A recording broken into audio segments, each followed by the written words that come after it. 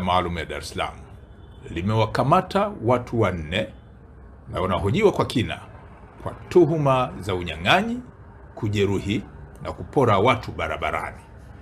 Tukio hilo limetokea tarehe 8 mwezi wa kwanza mwaka huu wa 2026 majira ya saa 8:40 mchana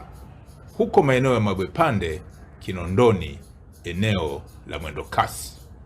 wakati kundi la watu ambao wengi walikuwa kwenye pikipiki na baadhi yao wakiwa na mapanga walikuwa wakifanya vitendo vya unyang'anyi na uporaji,